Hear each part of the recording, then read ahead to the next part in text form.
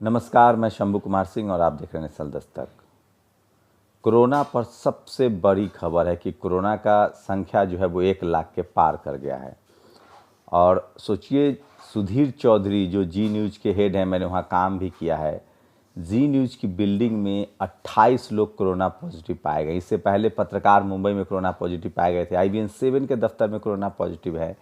लेकिन कोरोना किसी के भी हो सकता है, मुझे भी हो सकता है, आपको भी हो सकता है। लेकिन उसके बाद जो सुधीर चौधरी ने किया है वो बहुत आपराधिकरण है। एक तो वो उनके स्टाफ काम कर रहे हैं, उन्होंने खुद ट्वीट किया है कि सारे के सारे काम कर रहे हैं, जबकि ये पेंडेमिक के खिलाफ है। और NDRF जो है, जो डिजास्टर एक्ट है, उसके तहत उनको सज़ा होनी चाहिए। दफ्तर को सील कर दिया गया है, लेकिन उन्होंने खुद सील किया है। देखिए, सरकार की साठगांठ है। यही सुधीर चौधरी हैं जो मजबूरी में एकाएक, जब इस देश के प्रधानमंत्री ने 24 मार्च को एकाएक वो ऐलान कर देते हैं कि लॉकडाउन होगा पूरे देश में। 8 बजे रात में आते हैं, 12 बजे से लॉकडाउन होता है। उससे पहले एक दिन पहले उन्होंने कर्फ्यू, जनता कर्फ्यू का ऐलान किया था और लोगों को फंसा दिया। अब कोरोना की संख्या 1 लाख के पार हो गई है, 3,000 लोग की मौत हो गई है। अब भी आप लोग को नहीं लगता कि एक जल्दबाजी में, बिना तैयारी के लिया गया फैसला था? कायदे से भारत में लॉकडाउन, स्ट्रिक्टली लॉकडाउन अब होना चाहिए था, क्योंकि अब कम्युनिटी स्प्रेड हो रहा है। शुरुआत में इन्होंने वाहवाही के लिए कोरोना लॉकडाउन कर दिया और आज ये स्थिति है कि 61 दिन बाद लोग के पास खाना नहीं है, पैसा नहीं है, काम धंधा चौपट हो गया और अब कोरोना अपने पीक पर है।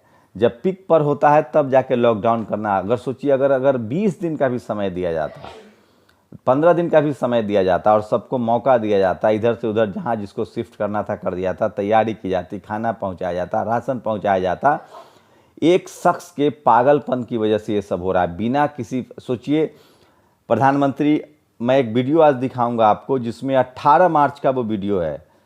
इस देश के संसद में डिप्टी स्पीकर, उपराष्ट्रपति कह रहे हैं कि कोरोना वाले मास्क मत पहनिए, संसद में बाहर जाइए। मतलब सरकार गंभीर नहीं थी। उसके बाद वो जनता कर्फ्यू करते हैं प्रधानमंत्री। उससे पहले वो नमस्ते ट्रम्प कर चुके थे 26 फरवरी को। तो कोरोना तो वहीं से आया है, अमेरिका से आया है, जहाज से आया है। जल्दबाजी में इन्होंने लॉकडाउन कर दिया और लॉकडाउन का नतीजा ये हुआ कि जो जहां था वहीं का वहीं फंसा रह गया। किसी को ना आने दिया गया, ना जाने दिया गया। दक्षिण अफ्रीका ने भी लॉकडाउन किया था, उसने 8 दिन का बाकायदा नोटिस जारी किया था। इस साहब ने लॉकडाउन कर दिया और आज कोरोना 1 लाख के ऊपर जा चुका है। अगर सोचिए कि अगर 20 दिन 10 दिन का समय दिया जाता, लोगों को सेटल किया जाता, जो जहां भारत के रेल में इतनी ताकत थी कि 10 दिन के अंदर वो पूरे देश में जो जहां जाना चाहता है वहां पहुंचाया जा सकता था और उसके बाद लॉकडाउन किया जा सकता था। लगभग लोग अपना अपना गुजारा कर लेते। सरकार तो कुछ कर नहीं रही है। तो सुधीर चौधरी का दफ्तर सील होना चाहिए। हो भी गया होगा, नहीं हुआ है, सरकार तो करेगी नहीं। उनको सज़ा, उन्होंने खुद ट्वीट किया, सज़ा होनी चाहिए उनको। और वो तबलीगी जमात के बारे में क्या बोल रहे थे? अच्छा, ये कोरोना किसी से भेदभाव नहीं करता है। अमेरिकी राष्ट्रपति ने कहा है कि वो हाइड्रोक्सी क्लोरोक्विन रोज़ ले रहे हैं। भारत में भी मेरे कई डॉक्टर दोस्त हैं, वो भी ले रहे हैं, लेकिन जनता के लिए वो दवाई नहीं है। तो डॉक्टर जो हैं वो ज़रूर हाइड्रोक्लोक्सी ले रहे हैं, तो आप इसे मत लीजिए, बिना डॉक्टर के सलाह पर नहीं लेना चाहिए।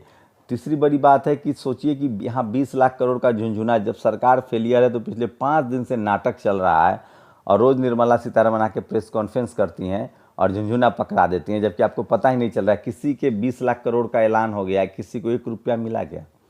आपको बताऊं, अमेरिका 90,000 रुपये दे रहा है, सबके खाते में दिया है, वो भी लोन नहीं, मुफ्त। आप अपना खर्चा चलाइए।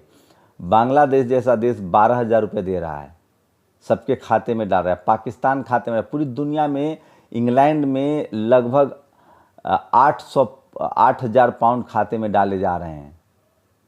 800 पाउंड से लेकर 8,000 पाउंड तक जिसकी जो सैलरी है उस हिसाब से खाते में डाले जा रहे हैं। लेकिन भारत में आपके छीने जा रहे हैं। आपसे रेल किराया वसूला जा रहा है, आप सामान खरीद रहे हैं, प्रधानमंत्री कोष में फंड कर रहे हैं, पड़ोसी को खिला रहे हैं और जिनके पास नहीं है उनको मरने के लिए छोड़ दिया गया। तो ये एक ऐसे शख्स के रूप में प्रधानमंत्री नरेंद्र मोदी याद किए जाएंगे जो न तो हार्ड वर्कर हैं, न हार्वर्ड वाले हैं और जो ये नशा है, ये सफलता का जो नशा है ना, एक आदमी जो पढ़ा लिखा ना हो और किसी तरह मुख्यमंत्री बन जाए 3 बार बैक टू बैक पॉलिटिकल, सिर्फ हिंदू मुस्लिम करने की इनकी ताकत है। इनके आज भी सांसद विधायक हिंदू मुस्लिम करे। एक कोई यूट्यूब टिकटॉक पर एक कोई वीडियो है किसी मुस्लिम लड़के का, उसको लेकर यहाँ के सांसद मैंने देखा है राम प्रवेश शर्मा, वो ट्वीट करता है। मतलब अभी भी ये हिंदू, इनको लगता है कि जो सारी समस्या है उसको हिंदू मुस्लिम से सुलझा लेंगे। क्या 50 करोड़ जो माइग्रेंट्स हैं, जो मेहनत कश लोग हैं, उनको हिंदू मुस्लिम से खाना मिल जाएगा? देश भर में शर्मनाक वीडियो है, सब जगह मार पिटाई हो रही है और कहीं एक ही चीज़ हो रहा है, आरक्षण खत्म हो रहा है। सरकार, सोचिए लोग कह रहे थे कि सरकारी कंपनियां रहनी चाहिए, तेज़ी से एयरपोर्ट, नवरत्न कंपनियां, जो पीएसयू कंपनियां हैं जहां SC ST OBC का आरक्षण था, आपको नौकरी मिल रही थी। सोचिए प्राइवेट जॉब वाले ने हाथ खींच लिया, तनख्वाह नहीं दे रहे। सरकारी नौकरी में जो है उनको तनख्वाह मिल रही है।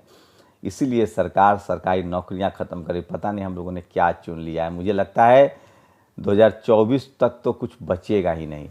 इसलिए हमारा आपका बचना, पता है हम कोरोना से तो शायद बच जाएं, लेकिन 2024 तक आपके शरीर से कपड़े उतार लेंगे।